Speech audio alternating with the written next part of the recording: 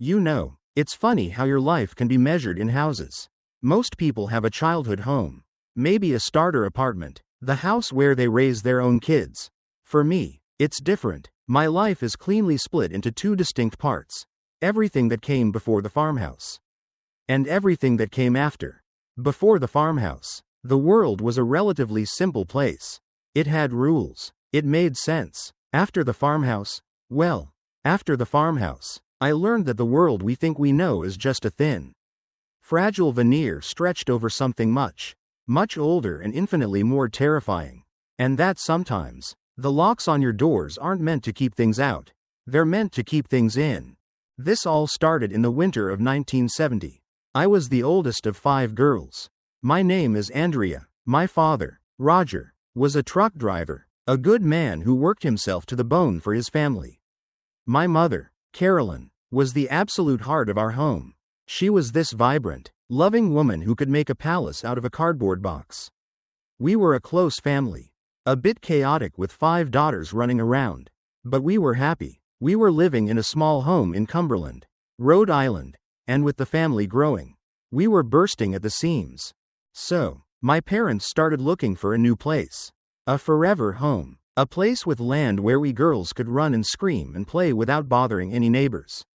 And then they found it. The Arnold Estate, in Harrisville, Rhode Island. To say it was a dream come true would be an understatement. From the moment we first saw it, it felt like stepping into a storybook.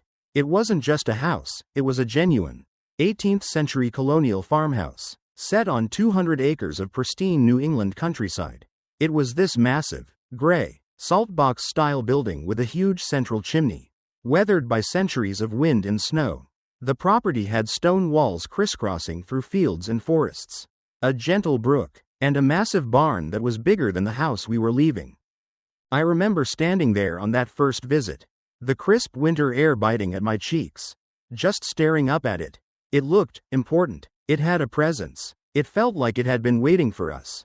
We girls immediately scattered, running through the 10 sprawling rooms, our shouts echoing off the wide plank floors and plaster walls. We claimed our bedrooms. We planned forts. We imagined the lives we would live there. My parents were just as enchanted. They saw it as their slice of the American dream. A place to put down roots.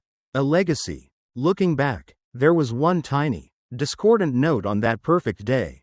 It was almost nothing, just a comment from the old farmer who was selling the place. As we were leaving, he pulled my father aside. He was a quiet, stoic New Englander, not one for idle chatter. He looked my dad square in the eye and said, with a seriousness that seemed out of place, "For the sake of your family, leave the lights on at night." My dad just kind of laughed it off. He figured it was just an old man's quirky way of saying the wiring was old or that it got dark out in the country. We all forgot about it. We were too busy dreaming about our new life in the big, beautiful house on the hill. We had no idea we were about to walk willingly into a nightmare that had been festering in that soil for nearly 150 years. We moved in at the very end of 1970. The first few weeks were pure, unadulterated chaos and joy. Unpacking boxes. The smell of my mother's cleaning supplies mingling with the scent of old wood and earth. The constant sound of 5 girls laughing and exploring. The house was a labyrinth of discovery. We found old bottles in the walls, yellowed newspapers from the 19th century under the floorboards. It was our kingdom. The first strange thing was so small, so insignificant, that it barely registered. My mother was a meticulous housekeeper. Everything had its place. One morning, she came into the kitchen and found the broom, which she always kept in the pantry, leaning against the counter in the middle of the room. She just assumed one of us girls had used it and forgot to put it back. She scolded us. We all denied it, and that was that, a total non-event. But then it happened again the next day, and the day after. The broom would be moved. Sometimes it was just in a different corner. Once, we found it standing perfectly balanced on its bristles in the center of the kitchen floor. A feat that seemed almost impossible. It became a running joke. The phantom sweeper, we called it. We were still in that blissful stage of rationalization. It had to be one of us playing a prank. It had to be. Then came the sounds. At first, they were subtle. The house was old, so we expected creaks and groans. But these were different. They were purposeful. You'd hear what sounded like a quiet scraping noise coming from inside the walls of the kitchen pantry. We'd open the door, and there would be nothing there but shelves of canned goods. Then, we started hearing noises from the cellar. It was a dark, musty place with a dirt floor that we all hated. At night, when the house was supposed to be silent, you'd hear a dull, rhythmic thumping coming from below the floorboards. Bump, bump, bump. My dad, ever the pragmatist, went down there a dozen times. He checked the furnace, the water heater, the foundation. He never found a source for the sound. He told us it was just the house settling. We wanted to believe him. My younger sisters, Nancy and Christine, were the first to see things. Christine, who was only 5, started talking about a man she saw in the corner of her room at night. She said he was tall and thin and just stood there, watching her with a sad smile. We told her it was just a bad dream, that her eyes were playing tricks on her in the dark. But she was adamant. Then Nancy saw a dark, shadowy figure glide down the hallway and disappear into the living room. She came screaming into my parents' bedroom. Again, a nightmare, an overactive imagination. That's what we told ourselves. It's amazing, the stories you'll invent to maintain the illusion of safety. The atmosphere in the house began to change. That initial feeling of wonder and joy started to curdle into something else. A quiet, creeping unease. You'd walk into a room and the air would suddenly feel heavy and cold. Not just a draft, but a penetrating, unnatural chill that would raise the goosebumps on your arms in the middle of July. It felt like walking through invisible cobwebs. And there was always the feeling, the unshakable, prickling feeling on the back of your neck, that you were being watched. You'd be alone in a room, reading a book, and you'd just know you weren't alone. You'd look up, and there would be nothing there. But the feeling would linger. A silent pressure in the air. My mother seemed to be the focus of it more than anyone. Little things at first. Her favorite sewing basket would vanish from its spot and reappear in the attic. A window she had just locked would be found wide open. And then came the smells. A cloying, sickly sweet scent of rotting flowers would suddenly fill a room, so thick you could almost taste it, and then vanish just as quickly. Other times, it was the smell of pond scum and decay, a stench that would rise from the drains even after my father had cleaned them thoroughly. The turning point, the moment when we could no longer pretend this was all in our heads, happened one morning at precisely 5:15 a.m. I was shaken awake by my bed vibrating. It wasn't a gentle tremble, it was a violent, teeth-rattling shaking, as if someone had grabbed the footboard and was trying to tear it apart. I shot up in bed, my heart hammering against my ribs. My sister Cindy was in the bed next to mine, her eyes wide with terror. Her bed was shaking too. The entire room seemed to be vibrating with a low, humming energy. It lasted for maybe 30 seconds. And then it just stopped. We ran into our parents' room. My father was already awake. His bed had been shaking too. We found out later that my other sisters, in their separate rooms, had all been woken up at the exact same time by the same violent shaking. My father, a man who could find a rational explanation for anything, had no answer. There was a look in his eyes I'd never seen before. Genuine, unadulterated fear. After that, the dam broke. The slow burn was over. The house, it seemed, was done playing games. The paranormal activity became a daily, unavoidable part of our lives. It was as if some invisible floodgate had opened, and the full force of whatever resided there was now crashing down upon us. The disembodied voices were no longer whispers. They were clear as day. You'd be walking down the hall and hear a voice right behind you cry, "Get out!" You'd spin around, and no one would be there. We'd hear crying, moaning, and sometimes, a cruel, cackling laugh that seemed to echo from the very walls of the house. The physical manifestations became more brazen. Doors would slam shut with hurricane force. Even on windless days, drawers would be pulled out, their contents dumped on the floor. In the kitchen, my mother would watch in disbelief as a chair would slide across the floor on its own. The phantom sweeper was no longer a joke. We'd find piles of dirt swept into the center of the kitchen, despite the floors having been cleaned just hours before. Whatever was in the house had distinct personalities. Some of the spirits seemed almost benign, if mischievous. My younger sisters often felt a gentle, spectral kiss on their foreheads at night, which they attributed to a motherly spirit. There was another presence, a younger boy, who they said would playfully touch their toys. But these moments of seeming gentleness only made the malevolent presences stand out in starker relief. There were two dominant, evil entities. The first was what we came to call the hag. Her presence was always accompanied by that putrid smell of decay and a suffocating cold. She was the one who seemed to enjoy pure, psychological terror. She would appear mostly to my mother. Mom would be lying in bed and would see the silhouette of a woman with a broken, twisted neck, her head hanging at an unnatural angle, standing in the corner of the room. She would just stand there, radiating pure hatred, before slowly fading away. This entity, we later learned, was believed to be the spirit of a woman named Bathsheba Sherman. The historical records we managed to dig up were horrifying. Bathsheba had lived on the property in the early 19th century. She was a practicing Satanist, a witch in the truest sense of the word. Local legend held that she had sacrificed her own infant child to Lucifer. When the town doctor examined the baby, he found that its skull had been impaled by a large sewing needle. Bathsheba was arrested but later acquitted due to lack of evidence. She lived out the rest of her life on that farm, a pariah, feared and hated by the community. When she died in 1863, the coroner wrote that upon examining her body, it was as if she had turned to stone.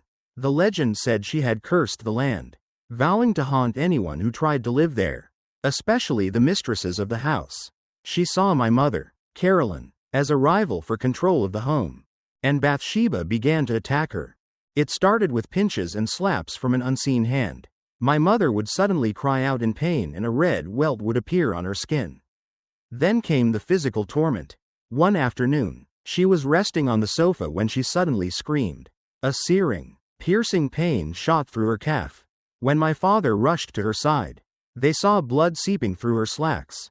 Underneath, there was a perfect, circular puncture wound, deep and bloody, as if she had been impaled with a large, sharp knitting needle. There was nothing on the couch, nothing on the floor. The wound had come from nowhere. From that day on, my mother was a different person. The vibrant, joyful woman we knew began to fade away, replaced by a pale, terrified shadow of her former self. She lived in a constant state of fear, her eyes always darting towards the dark corners of the rooms. She was being relentlessly hunted in her own home, and we were all powerless to stop it. The second malevolent entity was something else entirely. It was a darker, more primal force that resided in the cellar. We never saw it, but we felt it. The cellar was its domain. The air down there was thick, foul, and felt physically heavy. Even my father, who had to go down there to tend to the furnace, would do so with a sense of profound dread, getting in and out as quickly as possible. He described it as a feeling of pure, suffocating evil. It was this entity that was responsible for the violent shaking, for the deep, guttural groans that would emanate from the earth, and for the feeling of being physically pushed or held down. Life became a war of attrition. We learned the house's rhythms. We knew not to go into certain rooms after dark. We knew that at 5:15 a.m., the beds would start to shake. We learned to sleep through the disembodied screams and the sound of furniture being dragged across the floorboards in the rooms below us. We were children, living in a haunted house that was actively trying to destroy our mother. We were trapped. My father's job didn't pay enough to just pick up and leave. The house was all we had. It was our dream, and it had become our curse. The breaking point, the moment my parents knew they couldn't fight this alone, came during a particularly awful night. My mother had been tormented for hours by Bathsheba's presence. She could feel her in the room, smell her foul stench, hear her whispering vile obscenities right in her ear. Exhausted and terrified, she finally fell into a fitful sleep. She was then jolted awake by a terrifying pressure on her chest. Her eyes shot open, and she saw it. Hovering over her in the darkness was the apparition of the hag. Its face a mask of ancient hatred, its gnarled hands reaching for her throat. My mother screamed, a raw, primal sound of pure terror that brought my father and all of us girls running.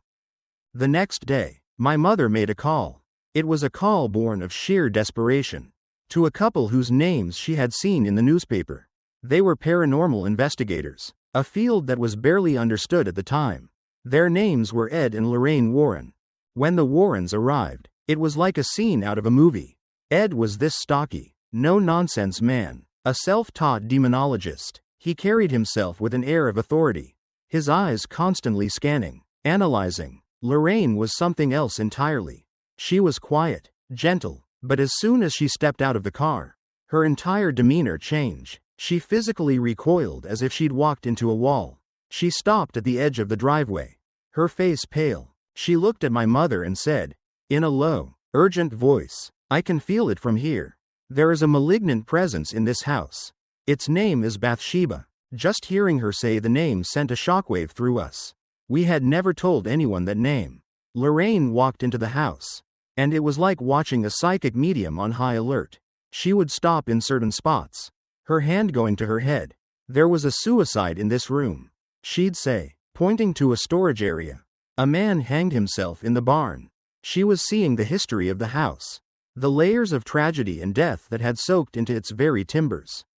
But it was Bathsheba she feared the most. "She sees herself as the mistress of this house," Lorraine explained, her voice trembling slightly. "And she resents you, Carolyn. She wants you gone. She wants you dead." Ed set up his equipment, tape recorders, cameras, trying to capture evidence of what we had been living with for years. They decided to hold a séance, or more accurately, a session to try and make contact and understand what we were dealing with. It was one of the single most terrifying nights of my life. We all gathered in the main living room. Ed began asking questions into the empty air, while Lorraine, in a light trance, tried to channel what was there. The temperature in the room plummeted. The air grew thick and foul with that all too familiar stench of decay. Then, Lorraine began to speak, but it wasn't her voice. It was a raspy, guttural sound, filled with ancient rage. Through Lorraine, Bathsheba spoke. She cursed us. She threatened us. She spoke of her devotion to Satan and the power he gave her over this land. And then it happened. My mother, who had been sitting quietly, suddenly let out a low moan. Her body went rigid, her head snapped back, and she began to speak in a language none of us understood. It sounded ancient, guttural, and utterly inhuman. Her body then lifted from the chair, hovering several inches in the air for a few horrifying seconds before crashing back down. Chaos erupted. Ed Warren started shouting prayers, holding a crucifix towards my mother. My father, seeing his wife being tormented, was screaming. We girls were huddled in a corner, crying, witnessing our mother being violated by an unseen force. But the worst was yet to come. The Warrens concluded that the only way to save my mother was to perform an exorcism. Because the Catholic Church was slow to sanction such a rite, Ed, fearing for my mother's life, decided to perform one himself. It was not an official exorcism. It was a desperate, dangerous gamble performed in our own living room. I am not going to describe the full details of what happened that night. Not because I don't remember them. They are burned into my memory like a brand, but because some things are too horrible to put into words. It was not a holy ritual. It was a battle, a violent, physical, and spiritual war fought over my mother's body and soul. My mother's body contorted into impossible shapes. She spoke in that same demonic voice, taunting Ed, taunting my father, revealing secrets about everyone in the room that she could not possibly have known. Her strength was supernatural. It took my father and 2 other men to hold her down as she thrashed and fought. Objects flew across the room, hurled by an invisible force. The entire house seemed to groan and shake around us, as if the very gates of hell had opened in our living room. We children were there. We saw it all. We saw our mother, the person who was our entire world, twisted into a vessel for pure, unadulterated evil. The fear and trauma of that night is something that none of us will ever recover from. In the end, the ritual was too much. Seeing the agony his wife was in, my father, in a fit of rage and despair, threw the Warrens out of the house. He screamed at them to leave, that they were making it worse. He was right. The exorcism hadn't worked. It hadn't cleansed the house. It had just made the entity, it had just made Bathsheba angrier. The Warrens left, and we were alone again, trapped in the house that hated us. The years that followed were a kind of grim truce. The overt, violent activity lessened, But the presence never left. It was as if, having shown us its full power, it was now content to simply watch us, to torment us with its constant, suffocating presence. We lived there for another 9 years. 9 more years of cold spots, of disembodied whispers, of the constant feeling of being watched by malevolent eyes. We were too financially broken to leave. We had to learn to coexist with the evil in our home. We became prisoners of the Arnold estate. We finally moved out in 1980. I remember the last day, packing the final box into the moving truck. I took one last look at the house. It stood there on the hill, gray and silent, just as it had the first day we saw it. It looked the same, but we were all irrevocably changed. We were a family shattered by a trauma that no one else could possibly understand. The house had taken my mother's joy, my father's spirit, and all of our innocence. I've never been back. Other families have lived there since. And I've heard stories that the activity continues, though perhaps not with the same intensity. Maybe the house found what it wanted in us. Maybe it just needed to break a family to satisfy its hunger for a while. To this day, I don't sleep well in the dark. I can't. Every creak of a floorboard, every shadow in the corner of my eye, sends a jolt of that old, familiar fear through me. Sometimes, late at night, when the house is quiet, I'll catch a faint, sweet smell of rotting flowers. And I still have this recurring feeling, a cold certainty that crawls up my spine, that I'm being watched. I know that what we experienced was real. I know that evil is a tangible thing, and that it can attach itself to a place, to a person. We didn't just live in a haunted house. We were the ones who were haunted, and in a way, I think a part of us never really left that farmhouse in Harrisville. The house chose us, and it never truly let us go.